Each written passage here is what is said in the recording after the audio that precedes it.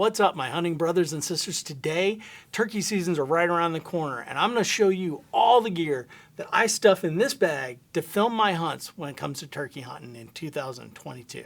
Stick tight.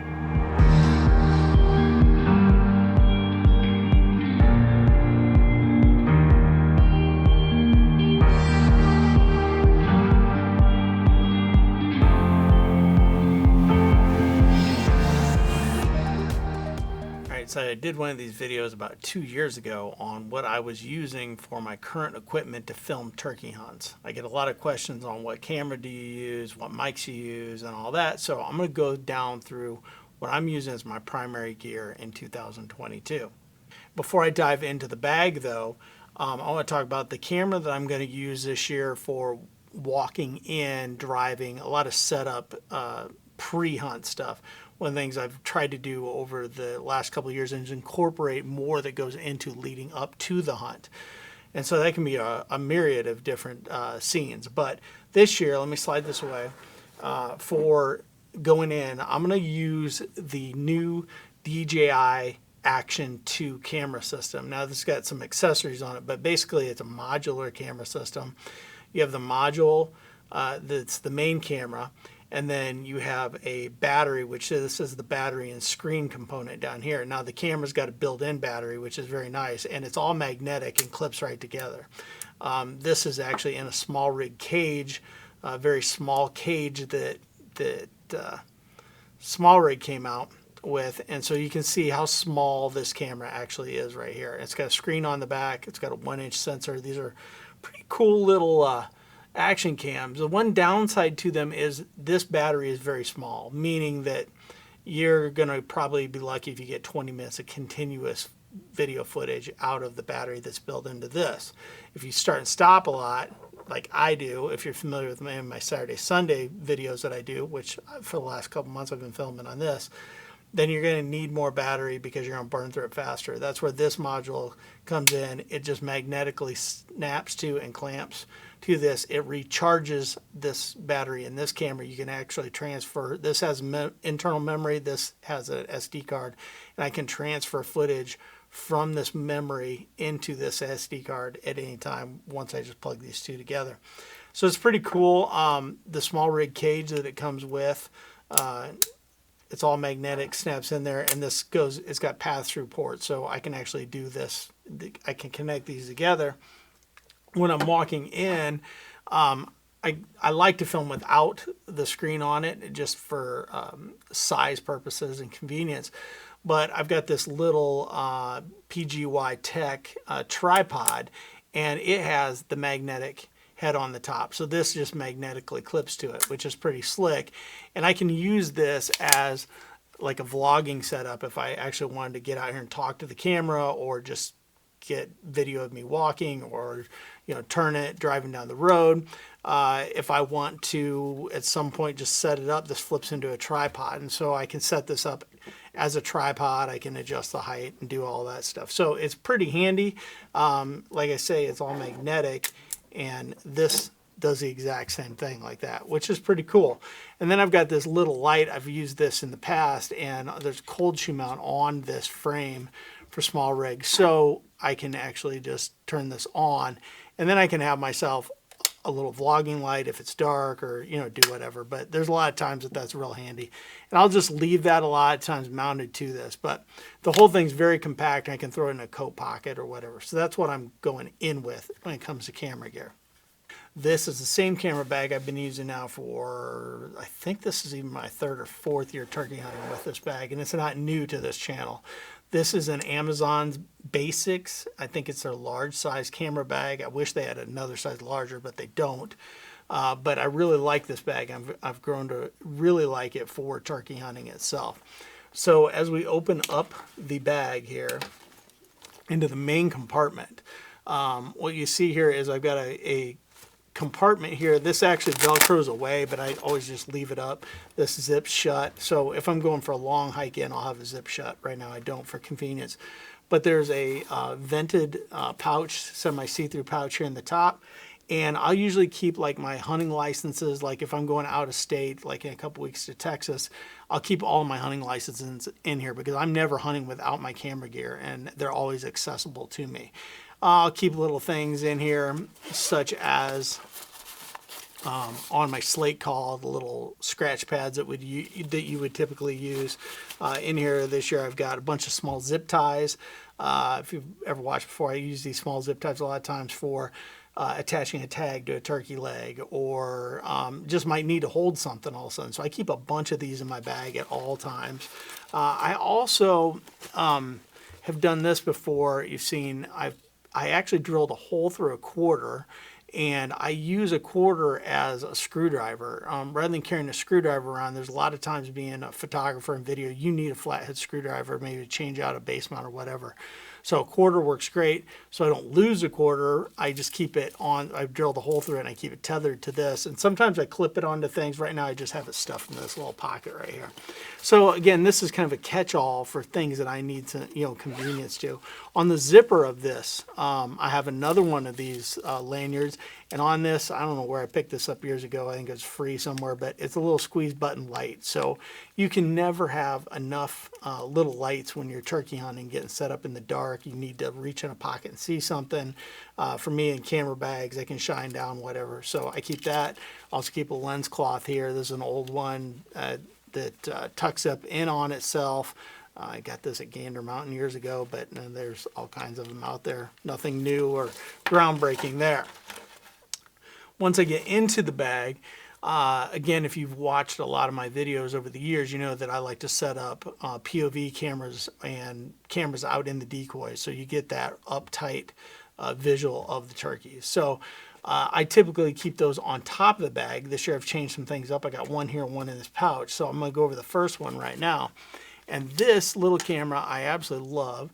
This is the original DJI Osmo action camera, and it's in a small PGY Tech cage on here, and it's on a PGY Tech tripod, just like what I was using on that Osmo, or on the new Action 2. So I can set this up in the decoys. I can point it wherever I want to. I can rotate it and get the angle I want, and I can run this continually looping and get that footage right there of hopefully a big tom attacking the decoys, and hopefully a nice headshot for y'all. One of the problems you get when you're looping video, though, is you consume a lot of battery. This is just very similar to a GoPro, and GoPros run the same issue with GoPros. So it doesn't matter if you're using a GoPro, a DJI, a generic brand, whatever. Looping video will consume a lot of battery. So in this front pocket here, I carry a couple battery packs, and these are Anker. I believe they're 10,000 milliamp batteries. These are what you would buy to charge your phone up with. And I have some little loops I just duct tape on them. These are just paracord, because I like to hang these a lot of times. Like if I'm deer hunting, even I'll hang them from a hook up in the tree. So I just tape this these paracord loops to them, and I can hang them. Simple USB-C connector. If you got an older camera, it might be a USB micro. And then in the side of this camera, GoPros are very similar. You can open this little door and I can plug it in, and now I can power this camera all day long off of this battery. I mean, literally sun up to sundown and let this thing loop. So this will be setting out in the decoys, hopefully getting some great footage. So my other camera this year in the decoys that I'm going to try, I've never done this one before, so this will be new, and I've got a way I'm going to mount this as well, is I'm going to actually put a 360 camera out in the decoys. And this is the Insta360 1R camera system. It's a modular camera system. They just released yesterday, I think it was, their new RC, which is just a little bit upgraded, probably not worth upgrading if you already own this. But this one has the 360 module on it. You can put an action cam module on it. You can put a 1-inch module on it. So what I'm going to do is I'm going to take this, and I actually have some Velcro on the bottom, and I'm actually going to mount this to the top of a hen, the mid back on a hen decoy, and I'm going to let this set out there. And toms are going to ignore the camera. They ignore pretty much anything but the Jake decoy or the strutting Tom decoy that I'm using anyways, 99% of the time. So I'm not worried about it. I think it'll get some really good footage out in there. Be an interesting perspective. It'd be cool having a hen come up maybe and attack it as well. So, but these are nice little cameras. They're not without their faults, but again, they're a modular system and you can change everything out. They take some pretty good footage. These are the amazing selfie stick or no selfie stick in the shot image you get if you watch snowboarding videos and skiing videos and all that. So it comes with a little lens protector, and to power it, again, I can loop this just like the other, do looping video, and to power it, I'm going to use another one of these Anker power banks and plug right into it. I'll just let the cord and power bank drape down over the side of the decoy. So that is kind of exciting when it comes to that. I'm really looking forward to it. I'm going to finish out this pouch before I jump into the main pouch. This bag here, again, it's got a similar see-through pouch here. This ends up being a catch-all. Right now, all it's got in it is some more zip ties, a little tiny pocket knife. There's some little Allen wrenches in here.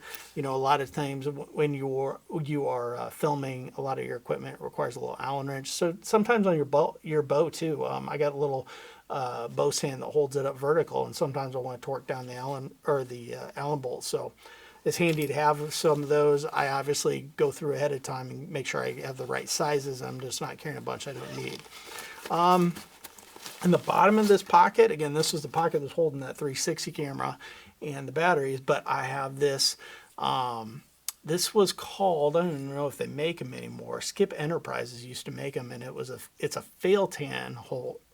tail fan holder. Excuse my tongue twisting there. And you can actually put this in the quills of the fan and have it spread out, and then you can take it photos with it all spread out. You don't have to hold it. It really gets handy if you're in a multiple bird situation, because you can have one sitting there propped open, hold another one. But they're pretty cool. So I always keep one of these handy. I've got several I bought years ago. Again, skipenterprises.com. I don't even know if he makes these anymore. I would imagine somebody could 3D print something pretty easily. I keep an ink pen in here for filling out turkey tags or jotting down notes, whatever you need.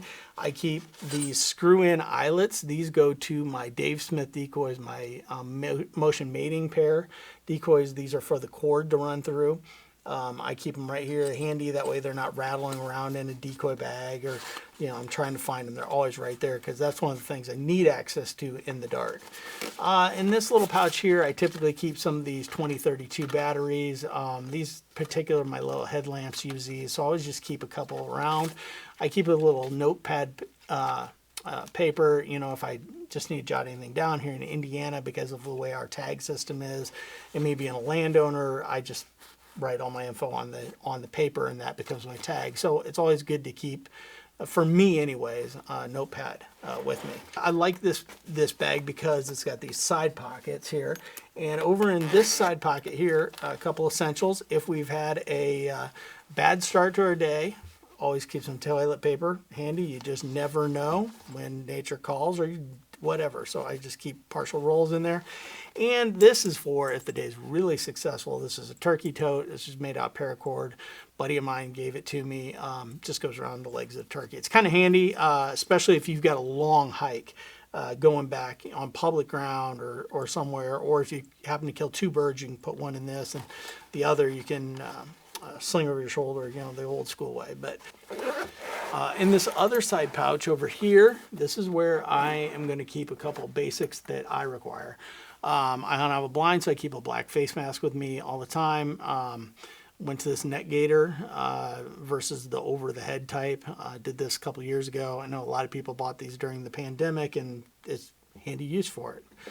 A pair of thin black gloves. These are some old Under Armour gloves. I actually just ordered something new off of Amazon the other day. I don't even remember what brand they are, but the shooting hand, my right hand, has all the fingers cut off, and these are pretty rough. They've been around a lot. Killed a lot of birds wearing these. All right, so let's dive into the actual main compartment, and this is where the meat and potatoes of the setup is. For this year, my camera, this is the same camera I ran last year. This is the Sony A7s3 with the 24-105 f4 lens on it. I like this combination for turkey hunting.